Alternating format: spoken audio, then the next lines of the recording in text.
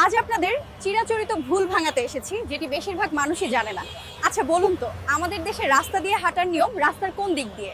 আপনারা এক বাক্যে বলবেন রাস্তার বাম দিক দিয়ে, কিন্তু না। আমাদের ভারতবর্ষের ট্রাফিক আইনেই লেখা আছে কোনো রাস্তায় ফুটপাত থাকলে ফুটপাত দিয়ে হাঁটুন, আর যদি ফুটপাত না থাকে তাহলে রাস্তার ডান দিক দিয়ে হাঁটুন। সাইকেল বা সমস্ত রকম গাড়ি চালানোর জন্য রাস্তার বাম দিক এবং হাঁটার জন্য রাস্তার ডান দিক ব্যবহার করুন, এটাই সঠিক নিয়ম। হাঁটার জন্য রাস্তার ডান দিক ব্যবহার করলে সামনে থেকে আসা সমস্ত যানবাহন নজরে রাখতে পারবেন এবং নিজেকে সুরক্ষিত রাখতে পারবেন।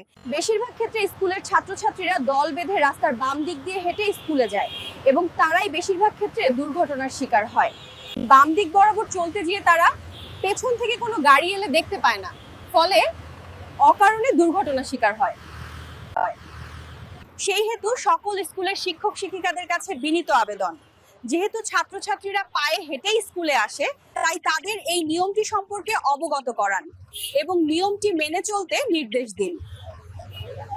তাহলে এবার থেকে সাইকেল বা গাড়ি চালাবো রাস্তার বাম দিক দিয়ে, হেঁটে চলবো রাস্তার ডান দিক দিয়ে।